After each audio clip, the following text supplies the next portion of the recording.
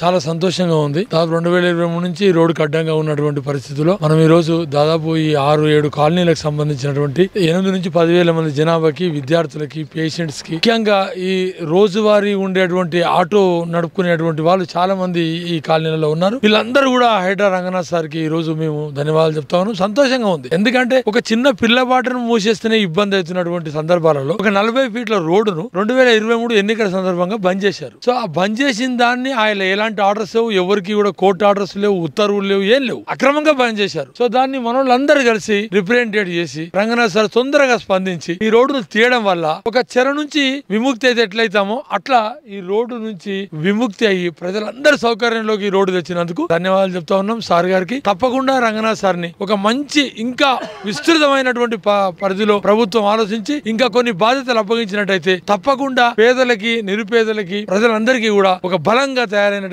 Ranganath sir ను appoint చేసినటువంటి ప్రభుత్వానికి, రేవంత్ రెడ్డి సర్కార్కి, అదే విధంగా మన రంగనాథ్ సార్ కి ధన్యవాదాలు చెప్తా ఉన్నాం. ప్రజలందరికీ తెలియజేస్తున్నాను. శ్రీరంగపురం కాలనీ, తుర్కేంద్ర మున్సిపాలిటీ కాదు, మొత్తం ఇప్పుడు హైడ్రా ఏర్పాటు చేసినాక ఈ 14-15 నెలల సంవత్సరంలో రంగనాథ్ సార్ చాలా ధైర్య సాహసోపేతమైనటువంటి నిర్ణయాలు తీసుకున్నారు. ప్రభుత్వ భూమిని కాపాడుతున్నాడు. ఇక్కడ ఉన్నటువంటి వెంచర్ అయినటువంటి రోడ్డులో ఉన్న అడ్డుగా ఉన్నటువంటి ఈ రోడ్డును తొలగించి ప్రజలందరూ మండలం పొందుతున్నాడు. ప్రభుత్వ భూమిని రక్షిస్తున్నాడు. అండగా ఉన్నందుకు మీడియా మిత్రులకి, హైడ్రాకు మరొకసారి ధన్యవాదాలు చెప్తాను.